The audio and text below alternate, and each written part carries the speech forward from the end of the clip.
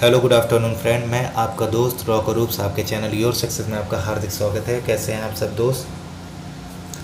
उम्मीद करता हूँ मेरे सारे दोस्त, उनका परिवार सभी अच्छे होंगे। दोस्तों देखिए, सेहत का बिल्कुल ख्याल रखिए क्योंकि घर पर रहें, सेफ रहें। सेहत ठीक है तो तैयारी हमारी ठीक है, अगर तैयारी ठीक है तो इस बार दोस्तों नौकरी तो हमारी पक्की है। दोस्तों मैं बता दूं आपको कि ईवीएस का 30 क्वेश्चन सेलेक्टेड क्वेश्चन लेके आया हूं। बहुत इंपॉर्टेंट क्वेश्चन है जो कि आपके UP TET, C TET, all TET के लिए बहुत इंपॉर्टेंट चीज़ है। तो रैपिड फायर चलने वाला है 30 क्वेश्चन का। इसके लिए दोस्तों शुरुआत से लेकर आखिरी तक बने रहिए मेरे साथ। जिन्होंने चैनल को सब्सक्राइब नहीं किया है वो सब्सक्राइब भी कर लें क्योंकि आपको सही टाइम पर आपको नोटिफिकेशन उसकी मिल जाए। तो आते हैं दोस्तों पहले क्वेश्चन पर। तैयार हैं आप सब? ओके, तो पहला क्वेश्चन यहाँ पर शुरुआत करते हैं दोस्तों। ध्रुवीय आवास में निम्न में से कौन सा प्राणी निवास करता है? ऑप्शन ए है ऑक्टोपस, ऑप्शन बी है कंगारू, ऑप्शन सी है रेनडियर, ऑप्शन डी है शेर।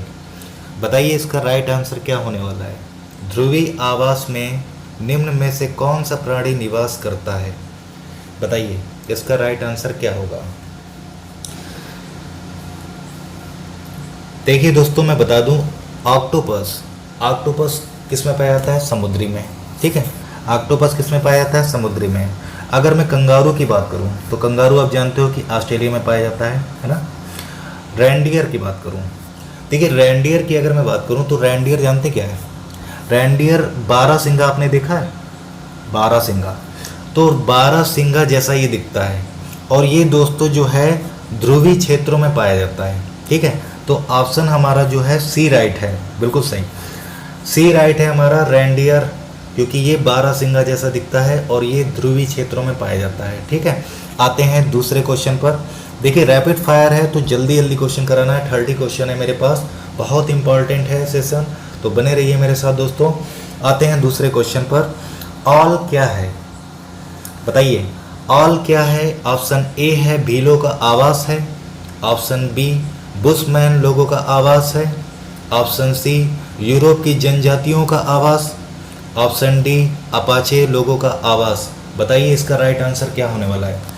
देखिए दोस्तों मैं बता दूं, ऑल का मतलब होता है आवास। ठीक है, क्या होता है? आवास। ठीक है, अब बताइए ए बी सी डी में कौन सा राइट आंसर होने वाला है।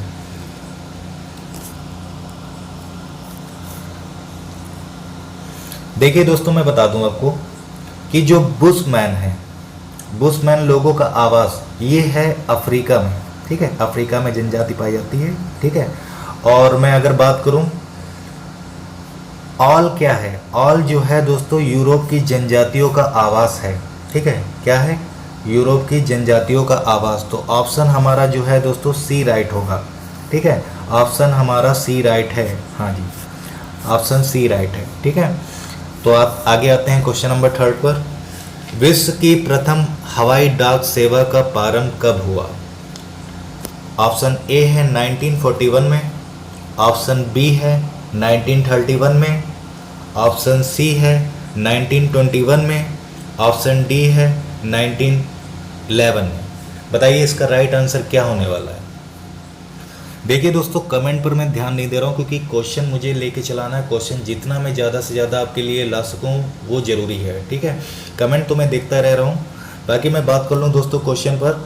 विश्व की प्रथम हवाई डाक, हवाई का मतलब है हवा में, डाक सेवा का मतलब, डाक का मतलब जानते क्या है? ये मैं बात कर रहा हूँ ईमेल की।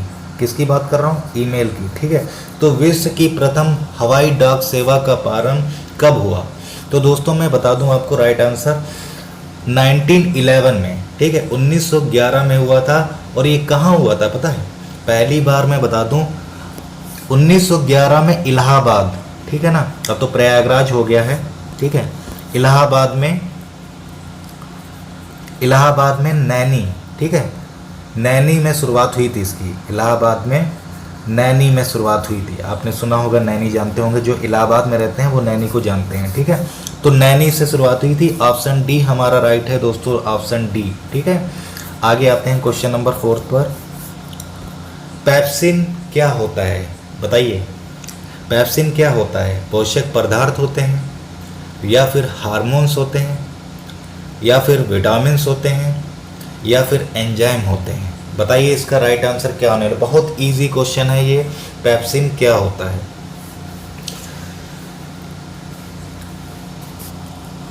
जल्दी जल्दी आंसर करिए, ज़्यादा समय नहीं, क्योंकि 30 क्वेश्चन है। देखिए दोस्तों, मैं बता दूं कि रैपिड फायर चल रहा है। रैपिड फायर का मतलब जानते हैं, है ना, तो इससे समझ सकते हैं। पेप्सिन दोस्तों मैं बता दूं आपको, पेप्सिन जो है एंजाइम होते हैं।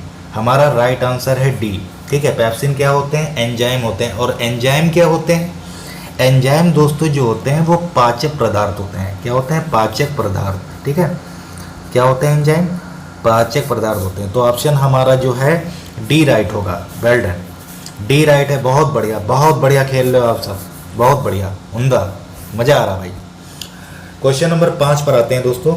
लंबे समय तक उपवास रखने का सर्वाधिक प्रभाव शरीर के किस अंग पर पड़ता है? ध्यान से पढ़िएगा, बहुत इंपॉर्टेंट चीज़ है ये, इसमें आप जरूर कंफ्यूज होंगे, हमें पता है। लंबे समय तक उपवास रखने का सर्वाधिक प्रभाव शरीर के किस अंग पर पड़ता है? हृदय पर पड़ता है, आंत पर पड़ता है, फेफड़े पर पड़ता है, या फिर गुर्दे पर पड़ता है? बताइए इसका राइट आंसर क्या होने वाला है। जल्दी जल्दी आंसर करिए, ज़्यादा समय नहीं है, बार बार मैं रिपीट कर रहा हूँ दोस्तों। देखिए दोस्तों, मैं बता दूँ, हृदय का काम आप जानते हैं पंपिंग करना होता है। क्या होता है? पंपिंग करना, है ना, पंपिंग करना होता है। ठीक है, फेफड़े का क्या है भाई? फेफड़े से हम लोग क्या लेते हैं? श्वास से मतलब होता है ना, श्वास लेते हैं कि नहीं लेते हैं? फेफड़े का संबंध क्या है? श्वास लेने से मतलब है। अगर मैं बात करूं गुर्दा, ठीक है, तो देखिए किडनी एक प्रकार छानती है। सुनिएगा मेरी बात को, किडनी जो है एक प्रकार को छानती है और ये वाटर को लेकर चलती है। वाटर का मतलब पानी को लेकर चलती है। जैसे हम लोग खाना पीना नहीं करते हैं, जैसे हम लोग क्या है, खाना पीना नहीं करते हैं, तो जो डिहाइड्रेशन की जो प्रॉब्लम आती है, जिसमें किडनी प्रभावित हो जाती है, तो ऑप्शन हमारा जो है डी राइट होगा। ठीक है, देखिए लंबे समय तक की क्या होता है, लंबे समय तक की हम लोग क्या करते हैं, खाना पीना नहीं करते हैं, जिसकी वजह से डिहाइड्रेशन की प्रॉब्लम आती है और इससे किडनी प्रभावित होती है। तो ऑप्शन हमारा क्या होगा? डी राइट होगा दोस्तों। हाँ, डी राइट होगा। ठीक है, तो आप समझ गए होंगे। यहाँ से आगे आते हैं क्वेश्चन नंबर 6 पर। इन शहरों में से किस एक में रेत है जिन्हें रेत का टीला कहा जाता है या पाए जाते हैं? बताइए इन शहरों में कौन एक रेत है जिसे रेत का टीला भी कहते हैं? ये बहुत इंपॉर्टेंट चीज़ है, रेत का टीला कहा जाता है। और ये कहाँ पाए जाते हैं? बताइए इसका राइट आंसर क्या होने वाला है। काबुल में, ऑप्शन बी बर्लिन में, ऑप्शन सी है थिम्पू में, ऑप्शन डी है आबू धाबी में। बताइए इसका राइट आंसर क्या होने वाला है। देखिए दोस्तों, मैं बता दूं, काबुल, अगर काबुल की बात करें मैं, तो ये होता है अफगानिस्तान, है ना। काबुल कहाँ है? अफगानिस्तान में आता है। ठीक है, अगर मैं बर्लिन की बात करूं तो बर्लिन तो है यूरोप में, है ना, बर्लिन जो हो गया यूरोप में। अगर मैं थिम्पू की बात कर लूं तो थिम्पू आता है भूटान में। ठीक है, थिम्पू क्या है? थिम्पू की अगर मैं बात करूं तो भूटान। ठीक है, तो जहां रेत है, रेत कहाँ है? तो आबू धाबी, है ना। राइट आंसर जो दोस्तों होगा डी राइट है, आबू धाबी। ठीक है, आबू धाबी जो है एक ऐसा शहर है जिसे रेत का टीला कहा जाता है। ठीक है, आबू धाबी राइट आंसर है। Very good. आते हैं क्वेश्चन नंबर 7 पर। भारत में गिद्धों की कमी का अत्यधिक प्रमुख कारण क्या है? बताइए, भारत में गिद्ध जो कमी हो रही है, कमी हो गई है, इसका मुख्य कारण क्या है? एस्ट्रोजन इंजेक्शन देना, ऑप्शन बी जानवरों को दर्द निवारक देना, ऑप्शन सी विषाणु संक्रमण, ऑप्शन डी है जीवाणु संक्रमण। बताइए इसका राइट आंसर क्या होगा। भाई बताइए, भारत में जो गिद्ध की कमी आई है वो किसकी वजह से आई है, क्या कारण है उसका? बताइए इसका क्या होने वाला है। इसका आंसर बताइए जल्दी से दोस्तों, 25 क्वेश्चन कराने हैं, जल्दी से जल्दी करना है। ठीक है, देखिए मैं बता दूं दोस्तों, जैसे मैं बात करूं, देखिए गिद्ध जो होता है वो तो हम जानते हैं कि हमारा प्रकृति के लिए जिसे सफाई कर्मचारी बोलते हैं। ठीक है, तो अगर मैं बात करूं तो गिद्ध का जो ख़त्म होने का, विलुप्त होने का कारण जो कमी आ रही है, ये सिर्फ जो होता है, जैसे जानवर होते हैं, तो जानवर को जब हम लोग क्या है कि जो दवाइयाँ दी जाती, पेन किलर दी जाती है, और पेन किलर जो दी जाती है, फिर उसके बाद जानवर मरता है, तो जानवर जो गिद्ध खाते हैं, ठीक ठीक है, तो उसकी वजह से कमी आई है। और ये कमी किसकी वजह से आई है मैं बता दूं, डाइक्लोफेनिक सोडियम की वजह से। ठीक है भाई, जब जानवर मरा है उसको गिद्ध खा रहा है तो उसमें जो पाया गया था उसका नाम है दोस्तों डाइक्लोफेनिक। ठीक है, याद रखिएगा, डाइक्लोफेनिक सोडियम। ठीक है, ये पाया गया है। ठीक है, अब तो नहीं है, अब तो बंद कर दी गई है। तो ये ऑप्शन जो हमारा जानवरों को दर्द निवारक देना, तो ऑप्शन हमारा बी राइट होगा, जानवरों को दर्द निवारक देना। ठीक है, तो ये राइट होगा। हाँ ठीक है, आगे आते हैं क्वेश्चन नंबर 8 पर। वाष्पोत्सर्जन के लिए पौधे की निम्न संरचनाओं में से कौन जिम्मेदार है? बताइए, वाष्पोत्सर्जन जो है के लिए पौधे की निम्न संरचनाओं में कौन जिम्मेदार है? रंग, बी है मूल, सी है फ्लोएम, डी है जाइलम। बताइए इसका राइट आंसर क्या होने वाला है? देखिए, वाष्पोत्सर्जन का मतलब है पौधे से। ठीक है, और पौधे का मतलब क्या होता है? वाष्पोत्सर्जन जो है पौधे, और पौधे पत्तियों द्वारा होता है। ठीक है, बताइए इसका राइट आंसर क्या होता है? देखिए, मैं बात करूं फ्लोएम की मैं बात करूं तो ये जो है फ्लोएम खाद्य पदार्थों का संवहन करता है। किसका करता है? खाद्य पदार्थों का संवहन करता है। जाइलम क्या करता है? जाइलम जो है जल का संवहन करता है। क्या करता है? जल का संवहन करता है। तो आंसर जो दोस्तों है हमारा रंध्र होगा। ठीक है, क्या होगा? ऑप्शन ए राइट होगा। ठीक है, क्या होगा? ऑप्शन ए राइट है, क्योंकि वाष्पोत्सर्जन जो है पौधे थे, और पौधे में जो होता है पत्तियों द्वारा होता है। ठीक है, पत्तियों में पाए जाते हैं रंध्र। देखिए, पत्तियां आपने देखा है, पत्तियों जो आपने देखा होगा यहाँ पर रंध्र पाए जाते हैं। तो जो वाष्पोत्सर्जन जो है पत्तियों द्वारा तो होता है, तो रंध्र द्वारा, तो इसमें रंध्र जो पाए जाते हैं, जो ये पाए जाते हैं इसको ही रंध्र बोलते हैं। ठीक है, तो ऑप्शन हमारा जो है ए राइट है, ए राइट है। ओके, आगे आते हैं क्वेश्चन नंबर 9 पर। किस बंदरगाह को भारत का प्रवेश द्वार कहा जाता है? बताइए, किस बंदरगाह को भारत का प्रवेश द्वार कहा जाता है? कांडला को कहा जाता है, ऑप्शन बी है विशाखापट्टनम को कहा जाता है, ऑप्शन सी है कोलकाता को कहा जाता है, ऑप्शन डी है मुंबई को कहा जाता है। बताइए, किस बंदरगाह को भारत का प्रवेश द्वार कहा जाता है? देखिए, अगर मैं बंदरगाह की बात आती है तो समझ लीजिए कि समुद्र का किनारा, और समुद्र का किनारा जो है सीधे जो है अगर एंट्री करता है भारत में तो सीधे आता है डी, मुंबई।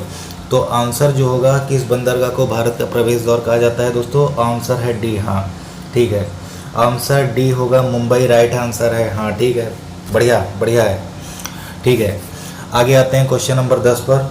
कांटेनुमा पत्तियों को दर्शाकर, क्वेश्चन पढ़िएगा, कांटेनुमा पत्तियों को दर्शाकर एक शिक्षक किस प्रकार के पौधे के बारे में पढ़ा रहा है? ऑप्शन ए है उभयधर्मी, ऑप्शन बी है मरुस्थली, ऑप्शन सी है स्थली, ऑप्शन डी है जली। बताइए, कांटेनुमा पत्तियों को दर्शाकर एक शिक्षक किस प्रकार के पौधे को पढ़ा रहा है?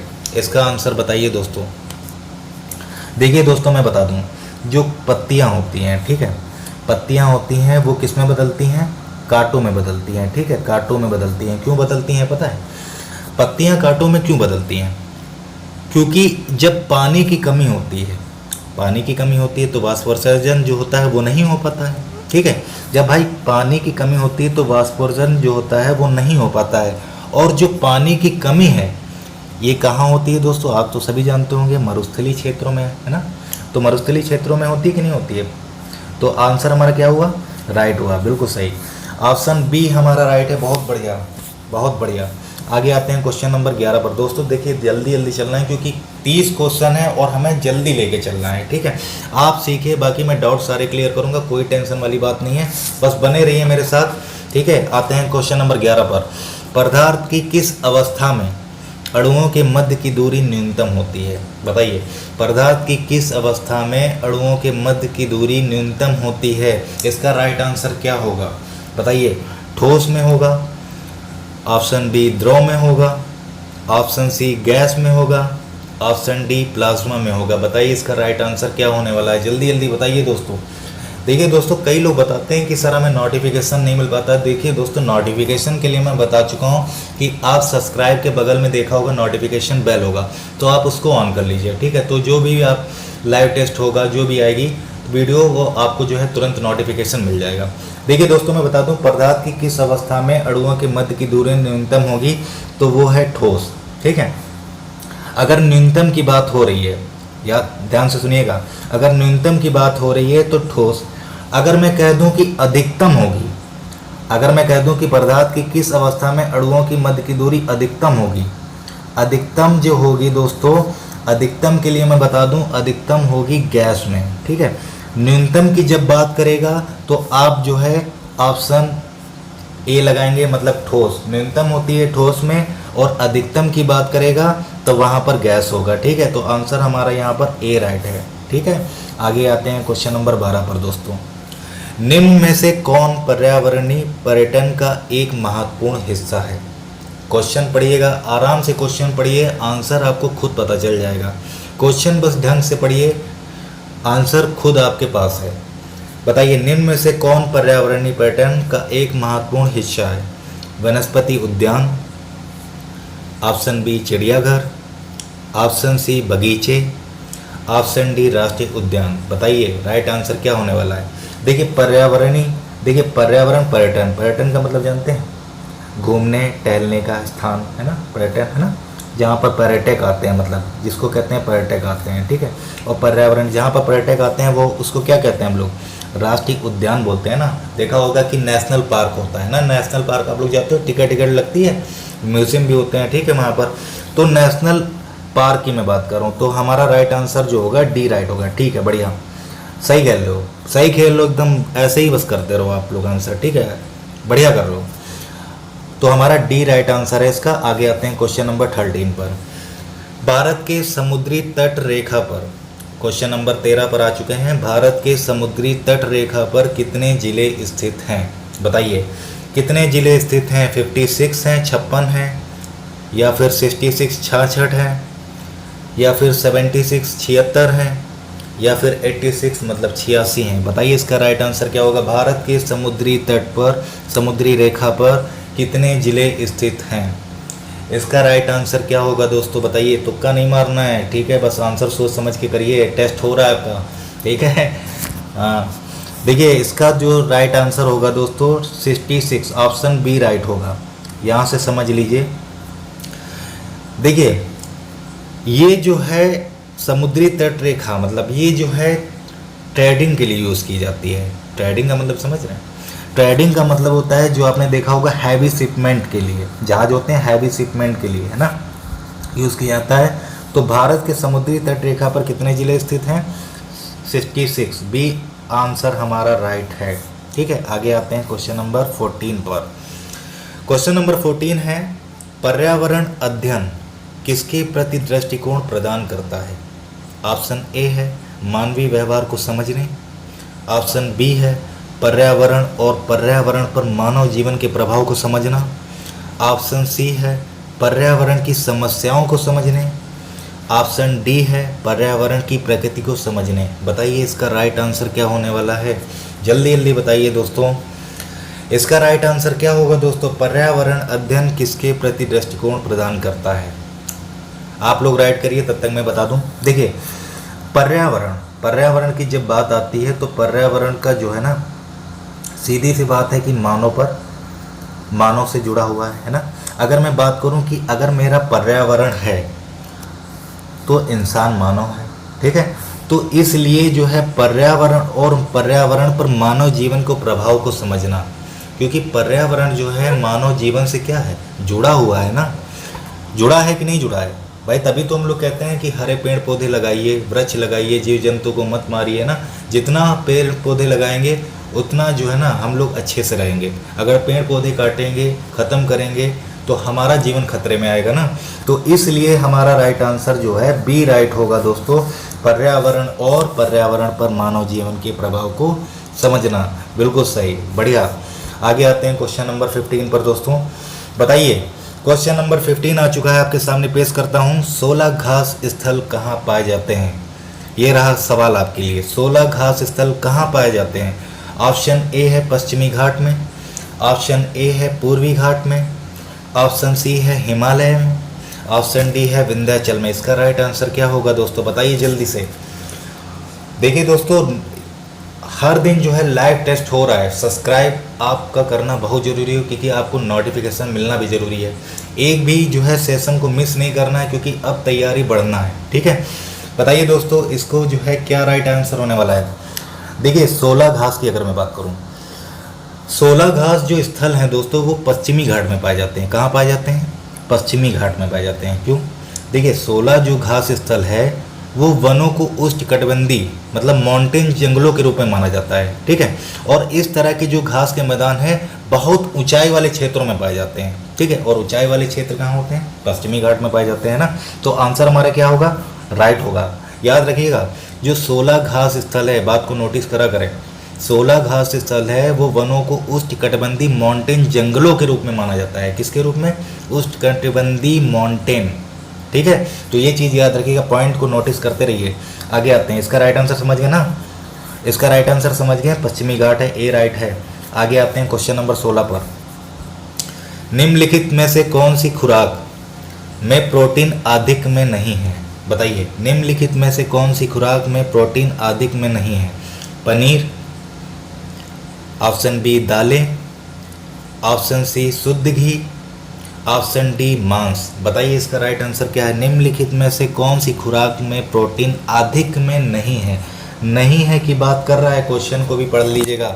ठीक है, जल्दी से आंसर बताइए। देखिए जिस हिसाब से आप लोग आंसर कर रहे हो, तैयारी सही है, बढ़िया है, बस ऐसे ही चलना है और इससे बढ़िया कराना है, कोई क्वेश्चन नहीं छोड़ना है, बस तैयारी ना इतनी ज़बरदस्त कराना है कि बस आंसर करके आओगे आप लोग एग्जाम में। ठीक है, देखिए दोस्तों, मैं आता हूँ क्वेश्चन पर।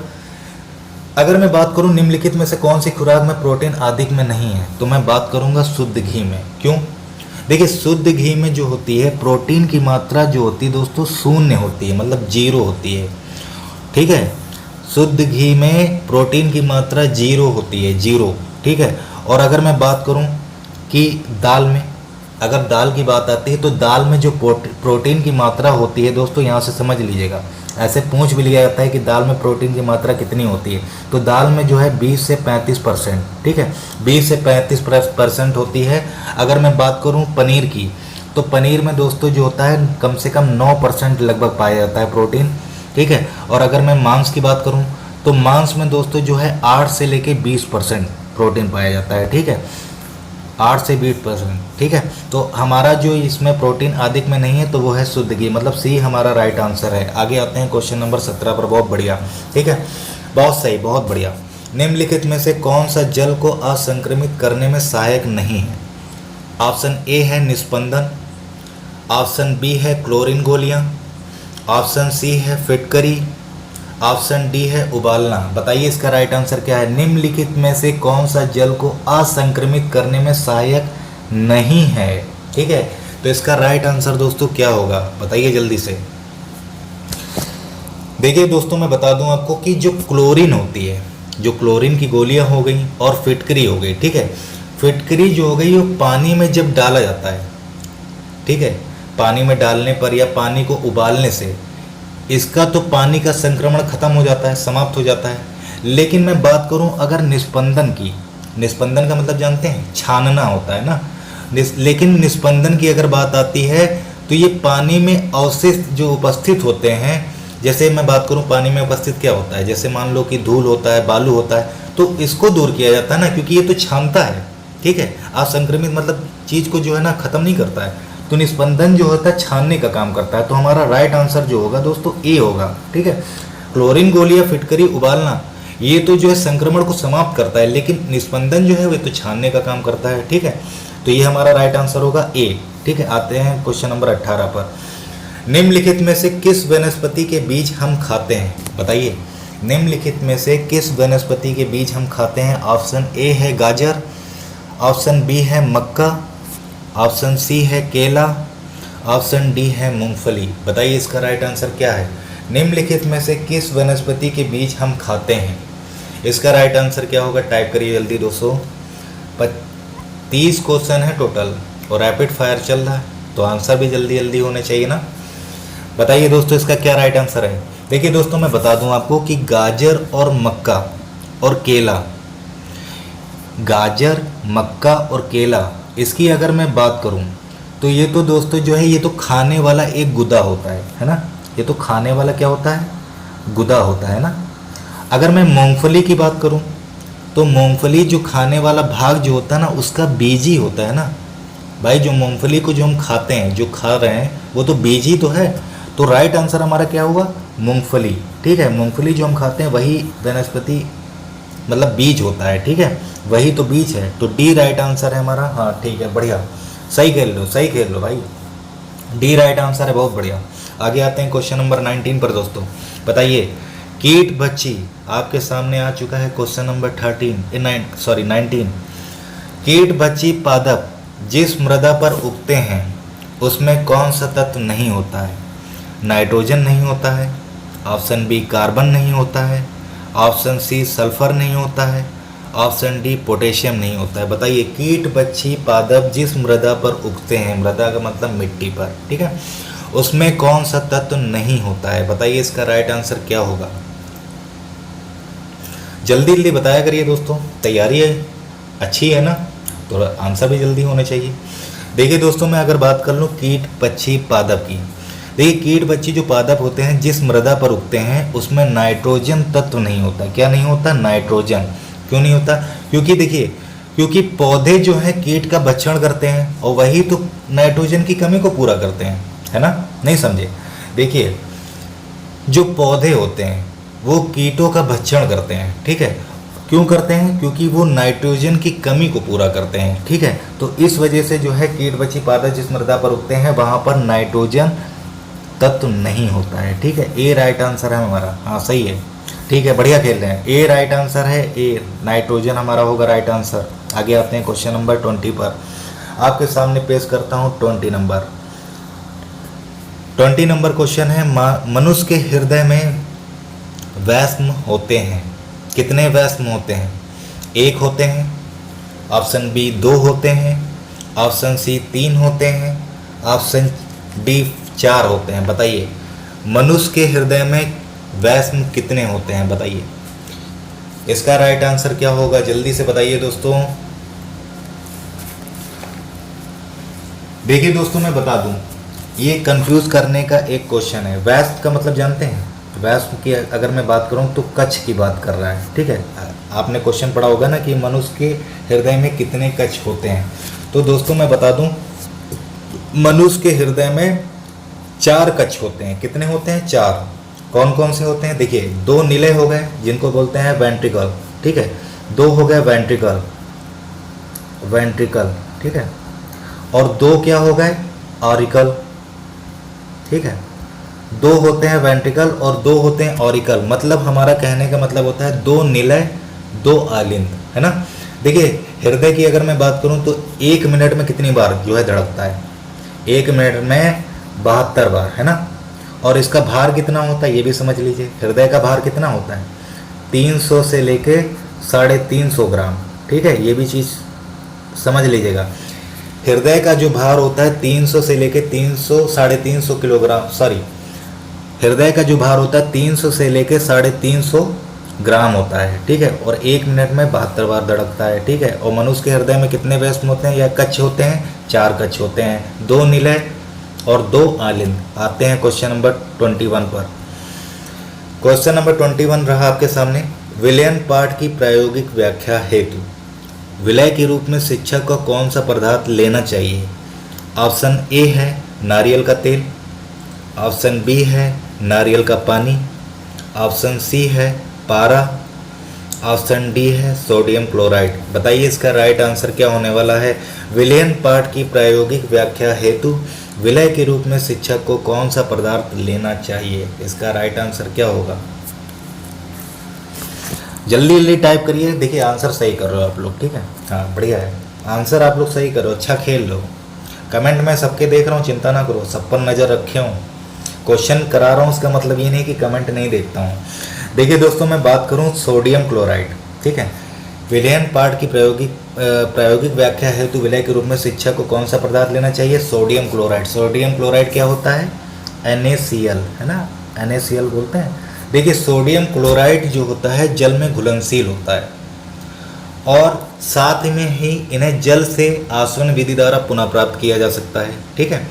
सोडियम क्लोराइड क्या होता है? जल में घुलनशील होता है ना, और इसे जो है ना पानी के आसवन विधि द्वारा, पानी से आसवन विधि द्वारा जो है पुनः प्राप्त कर भी सकते हैं इसको, ठीक है। तो हमारा राइट आंसर जो होगा दोस्तों सोडियम क्लोराइड मतलब NaCl होगा। आगे आते हैं क्वेश्चन नंबर 22 पर। क्वेश्चन नंबर 22 आपके सामने ये रहा, निम्नलिखित में से कौन सा अलग समूह से संबंधित है? बताइए इनमें से कौन सा समूह से संबंधित अलग संबंधित है, ये बताना है आपको। ऑप्शन ए है स्कर्वी, ऑप्शन बी है रिकेट्स, ऑप्शन सी है रतुंदी, ऑप्शन डी है रैबिस। बताइए इसका राइट आंसर क्या होने वाला है? जल्दी जल्दी करिए।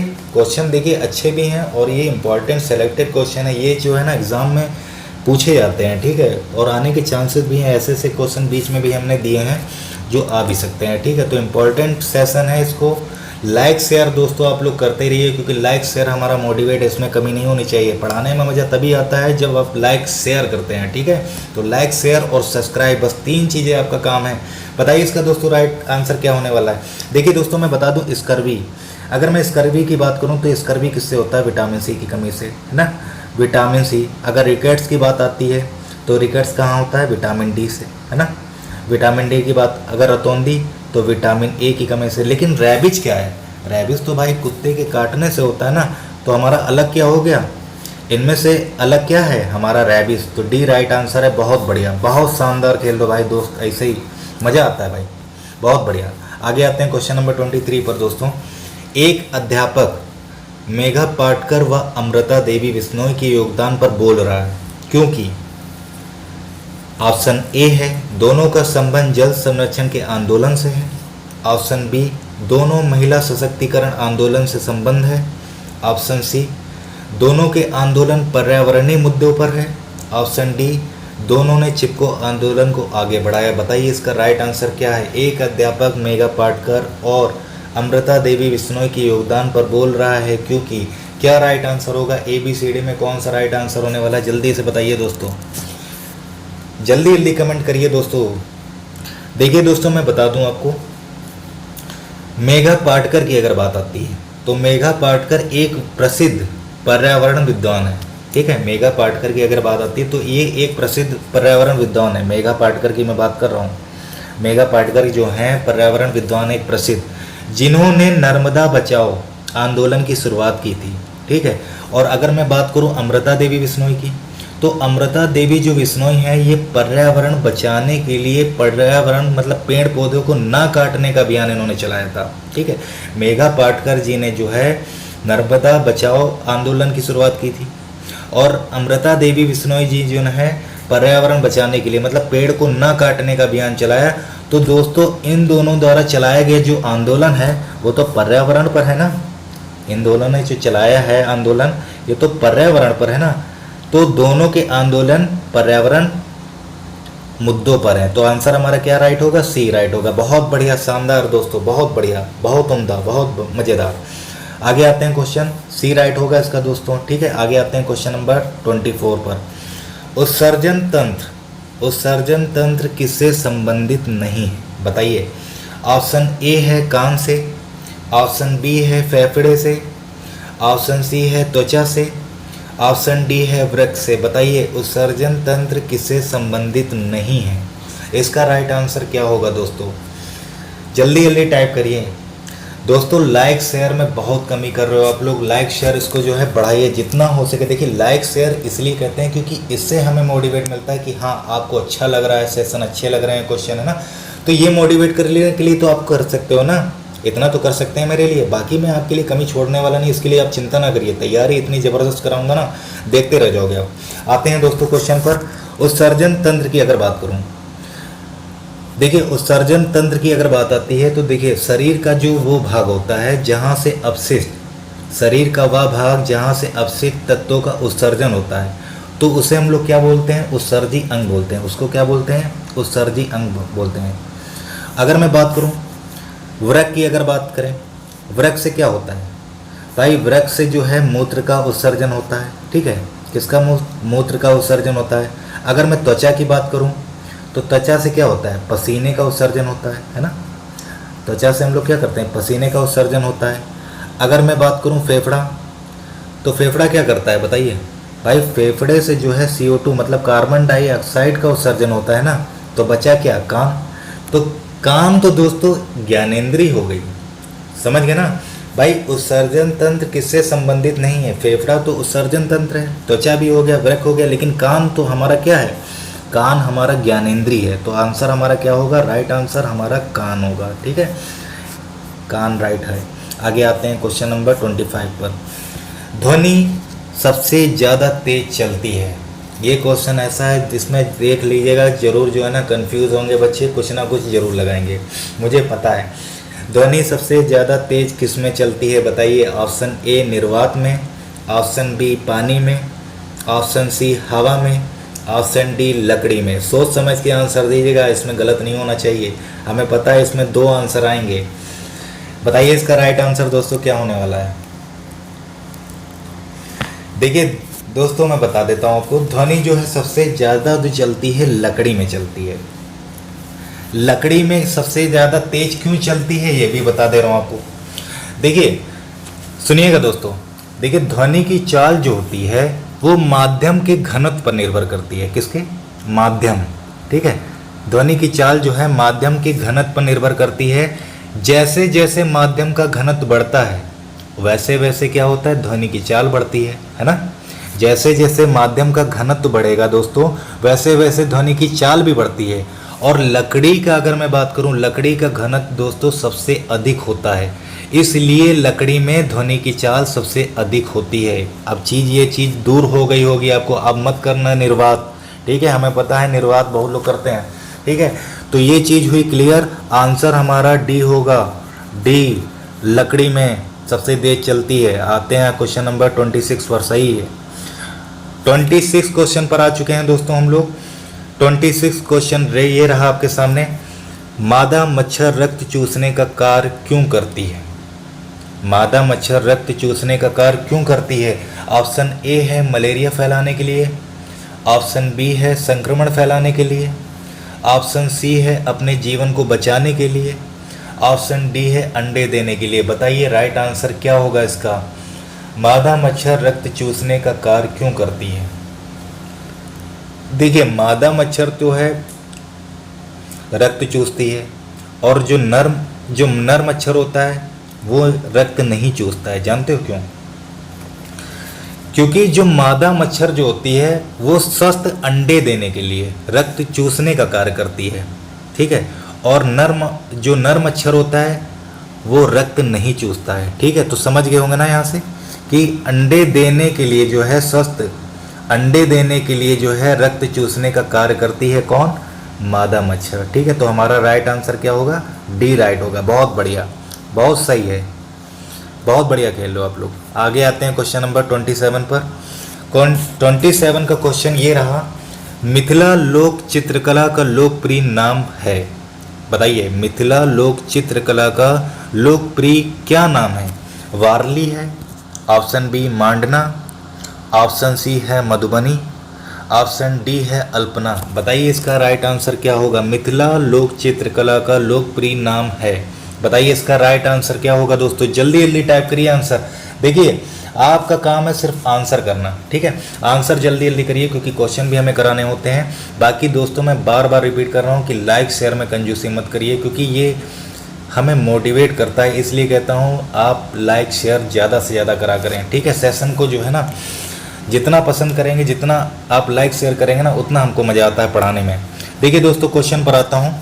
देखिए वारली की अगर मैं बात करूं, वारली जो है महाराष्ट्र की चित्रकला है। कहाँ की है, याद रखिए, यहाँ से भी क्वेश्चन पूछ लिया जाता है कि महाराष्ट्र की चित्रकला क्या है, तो ये भी आता है वारली, ठीक है। इसलिए मैं बार बार रिपीट कर रहा हूँ।